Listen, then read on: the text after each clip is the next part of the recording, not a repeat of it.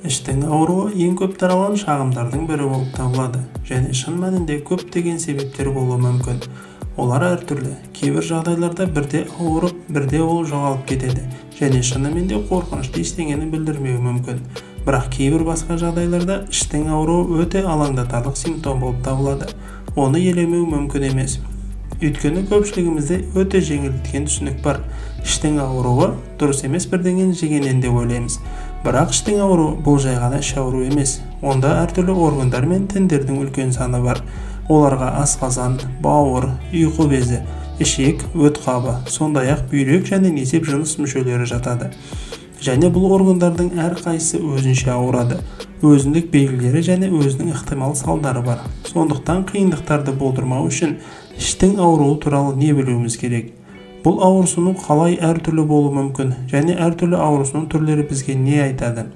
Біз бұл бейнеде нені білу керек екенін егжей-тегжейлі талқылаймыз. Сондықтан соңына дейін көріңіз. Өте мазмұнды және қызықты болады. Айтпақшы достар, менің арнама міндетті түрде жазылып, қоңыраушаны басыңыз.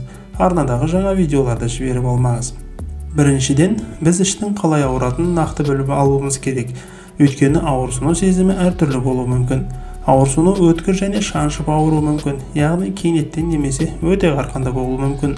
Тағы бір түрі созылмалы, яғни сізді біраз уақыт мазалайтын ауырсыну кейін жоғалып, қайта оралуы мүмкін.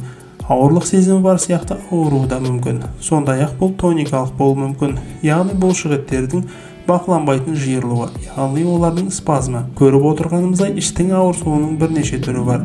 Сондай-ақ ілеспе белгілері бар. Мысалы, ауырсынудан басқа адамда жүрек айнуы, метеоризм, нәжістің бұзылуы, зәр шығару проблемалары, температураның жоғарылауы және тағы басқалары болуы мүмкін. Бұл ауырсыну орнында өте индикативті. Дәл қай жерде ауырады?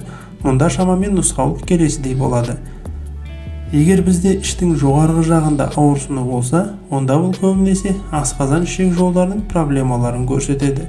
Егер бізде іштің сол жағында ауырсыну болса, онда бұл көбінесе көкбауыр мен ұйқы безінің проблемалары.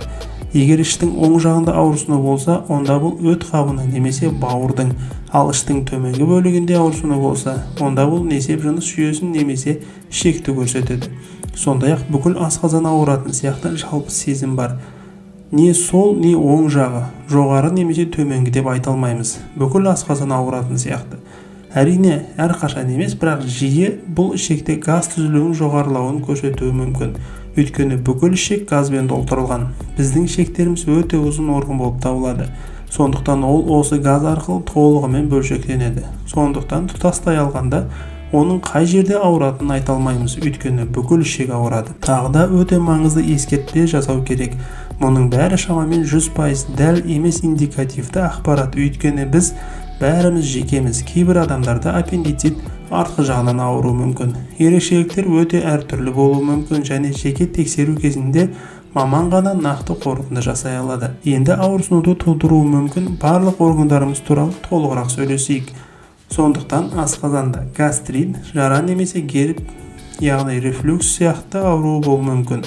Бұл асқазанның мазмұнының рефлюксінен пайда болатын изжога. Шын мәнінде бұл жерде өңеш асқазанды емес, өңештің өзі сияқты ауырады. Яғни іштің жоғарғы бөлігі және бұл нашар тамақтануды, мүмкін инфекцияларды, жарақаттарды немесе басқа факторларды көрсетеді. Онда әрине гастроэнтеролог осы сұрақтарға жауап береді. Егер бізде ішек ауруы болса, онда мүмкін біз жай ғана тым көп қырыққабат пен бұршақты жеп, айтарлықтай газ түзілуіне ие болдық. Бұл әдетте зиянсыз, өйткені уақыт өте келе ол кетеді және ешқандай салдар қалдырмайды. Бірақ ойық жаралы колит және крон ауруы, ішектің қабынуы синдромы және тағы басқалар сияқты аса ауыр жағдайлар болуы мүмкін. Тағы да гастроэнтерологпен кеңесу керек. Кейде адамдарда грыжа пайда болады. Олар қалыпты адекватты жаттығуларға емес, шамадан тыс қысқа мерзімді қарқынды стресске байланысты шамадан тыс физикалық күш салудан туындайды. Мысалы, адам кейде 20 кг сөмкені көтеріп, оны көтеріп апаруға мәжбүр болады. Спортпен шұғылданатын адам мұны қалыпты оңай апарады. Ал бірақ дайын емес адам мұндай шамадан тыс стресстің салдарынан грыжа алуы мүмкін. Сондай-ақ аппендицит сияқты ауру туралы айту керек. Бұл біздің әрбір 10-нан бірімізде кездеседі. Әрине бұл ота жасау керек болатын, өлімге әкелетін дерт екенін, ешбір жағдайда оған немқұрайлы қарауға немесе елемеуге болмайтынын бәріміз түсінеміз. Симптомдар адамнан адамға айтарлықтай өзгеруі мүмкін, және прогрессияның жылдамдығы да өте әртүрлі болуы мүмкін. Бірақ жалпы сипаттамалық белгілері бұл кіндік аймағындағы ауырсыну. Ол біздің іштің өткір ауырсынуымен аяқталады. Менің ойымша, егер сіз бұған күдіктенсеңіз, әрине жедел жәрдем шақыру керек екенін білесіз. Сондай-ақ кейбір жағдайларда миокард инфарктісі іштің жоғарғы бөлігіндегі қарқынды ауырсынудан басталуы мүмкін. Әрине дүрбелеңге түсіп алаңдаудың қажеті жоқ. Жалпы көбіне асқазанымыз ауырады. Өйткені дөрекі айтқанда біз дұрыс тамақтанбаймыз.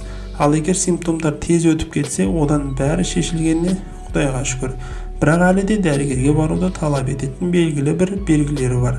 Мысалы, егер симптомдар ұзақ уақытқа созылса және күшейе түссе, дене қызуы көтерілсе, әсіресе соқыр ішек аймағында кіндіктің оң жағын пальпациялағанда қатты ауырсыну болса, егер бұл ауырсыну ерекше болса, яғни біз оны дұрыс емес нәрсені жеген кезде бұлай ауырмайтынын білсек, немесе ауырсыну созылмалы болса, яғни ол үнемі қайталанса, соңында асқазан проблемаларын болдырмауға көмектесетін бірқатар ұсыныстар. Әрине бұл аурудың барлық түрінен сақтандырмайды, бірақ ең көп таралған, ең танымал түрі ол түнде артық тамақтанбау. Соңғы тамақ ұйқыға дейін 3-4 сағат бұрын болуы керек. Оның үстіне соңғы тамақ ауыр тағамдардан тұрмауы керек. Бұл үлкен майлы стейк болу міндетті емес. Ұйқы кезінде ішектерімізді демалу үшін тағам майсыз және оңай сіңімді болуы керек. Майлы, қуырылған, ысталған және жоғарғы тұздалған тағамдарды асыра пайдаланбаңыз. Кофені шамадан тыс пайдаланбаңыз. Әрине, кофеден толық бас тартудың қажеті жоқ. Бірақ оны асқазан үшін теріс пайдаланудың қажет емес. Шамадан тыс дегеніміз бұл күніне 2 кесе кофеден артық пайдалану. Біздің диетамыздан жоғарғы өңделген ет өнімдерін алып тастау керек. Бұл әртүрлі шұжықтар, ақжелкен және тағы басқалары. Егер сізде үнемі изжога болса, тамақтанғаннан кейін алғашқы 2 сағат ішінде жату, еңкею немесе күшті қарқынды физикалық белсенділікке бару ұсынылмайды. Айтпақшы достар, асқазанның жағдайы қалай? Ол үнемі ауырады ма? Сізде қандай ойлар немесе тәжірибелер бар? Комментарийда бөлісе кетіңіз және біздің арнаға жазылуды ұмытпаңыз.